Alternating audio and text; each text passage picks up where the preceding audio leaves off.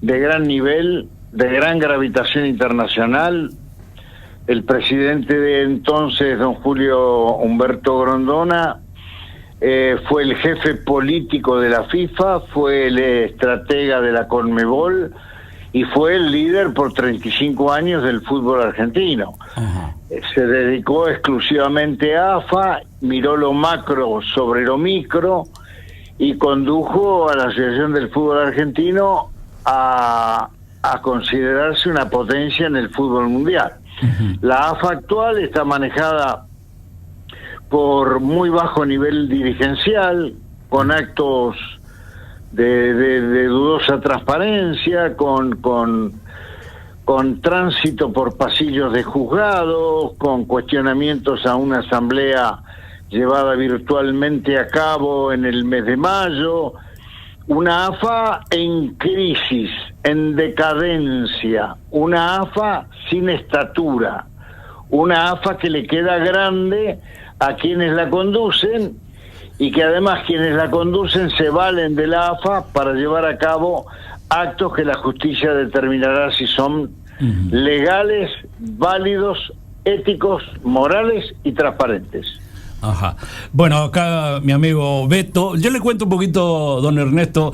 Ventos y Marcas es un programa deportivo que tiene 35 años ya aquí en la zona, y quien le va a hacer la pregunta, el señor Juan Alberto El Beto Gómez, es uno de los padres de esta criatura, digo yo. Beto.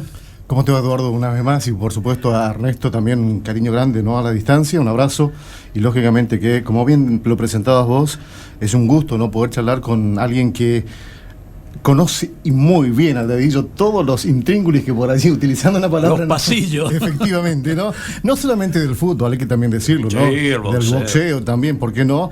Pero lo escuchaba atentamente recién en su alocución cuando mencionaba, Ernesto, lo que significó con Grondona al frente de la AFA y también la apertura que ha tenido nuestro fútbol nacional a nivel internacional.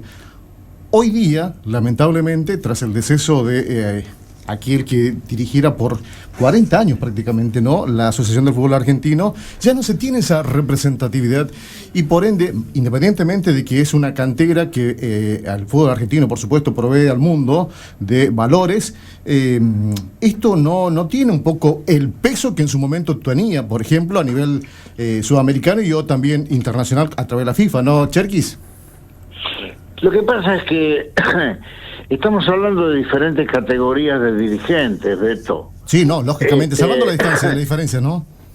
El tema es que los que quieren vulnerabilizar la memoria de Grondona adhieren la palabra corrupción, corrupción, tan corrupto. En boga en nuestro país también, además, Cherky, hay que mencionarlo, ¿no? En todos los estratos. Está bien, eso no debe asustar a nadie, simplemente hay que analizar los contextos. Mire lo que ha ocurrido, Beto. Hace un par de semanas, un banquero arrepentido es todo aquel que habrá de confesar ante la justicia los hechos delictivos cometidos por él o por otros que estén por encima de él para mejorar su situación procesal. Un arrepentido es eso.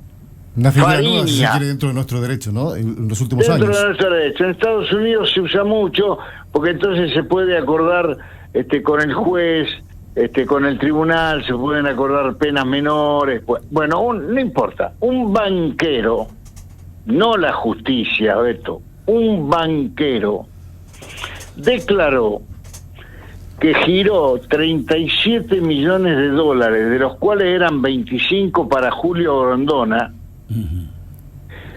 para coimearlo por los derechos de los campeonatos mundiales de 2018, 2022, 2026 y 2030. Bueno, ¿este es un dictamen de la justicia? No, esto es lo que declara una persona que quiere mejorar su situación. ¿Y a quién imputa? A un muerto. Exacto, eso pensaba, ¿no? Que no puede ni siquiera defenderse, lamentablemente. Con lo cual, entonces la justicia le pregunta, pero Grondona murió. Sí, pero es para la herencia de los nietos, dice. Bueno, Está bien. ¿Cómo podría saber el arrepentido Arzuaga que declaró que sería para los nietos si las cuentas son cifradas y no están a nombre de personas? Primera cosa. Segunda cosa, usted, si estuviera en su moralidad cuestionada, ¿usted le ofrecería coimas a un hombre de 86 años para dentro de 6 años tener los derechos de un campeonato mundial del 30 que no se sabe dónde se va a hacer? Uno del 26 y uno del 22 que ya tenía sede. Claro, no se entiende, ¿no? No cierra, claro, no cierra, claro. Pero está bien porque a la prensa le gusta.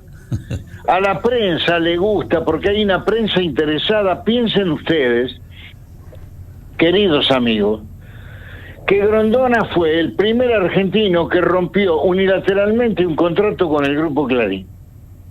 Cuando vino el fútbol para todos, rompió el contrato de fútbol de primera.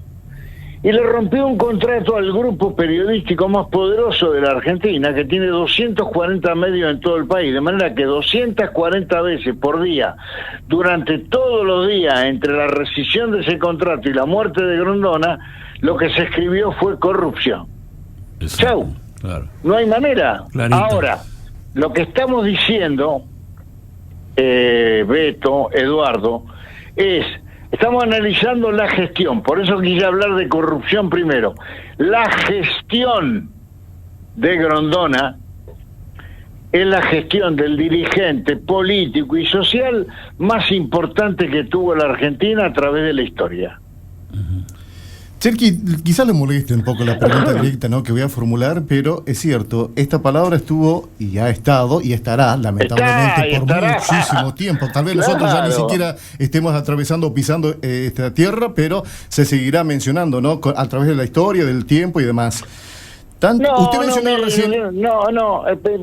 Déjeme que le haga una pequeñísima aclaración, porque después mi arteriosclerosis y mi Alzheimer me impedirán recordarlo. Mire, yo tenía 15 años cuando derrocaron a Perón.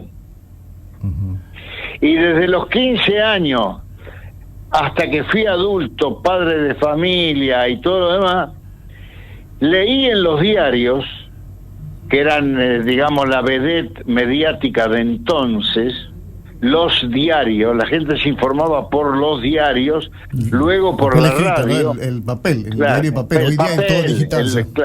El valor del papel.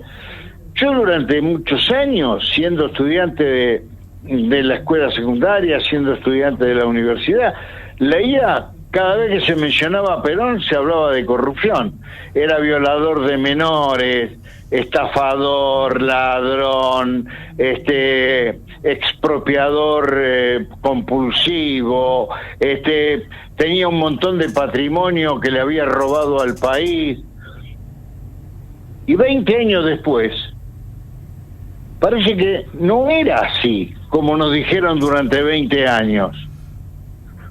No sé si le estoy explicando bien cómo la historia después coloca a las personas. Tal vez la historia, sin hacer ningún tipo de simetría, tal vez la historia después, cuando termine el juicio de los arrepentidos, de los coimeros y qué sé yo, tal vez la historia reivindique la memoria de Grondona. Yo no quería dejar pasar esto porque tenemos muchos ejemplos.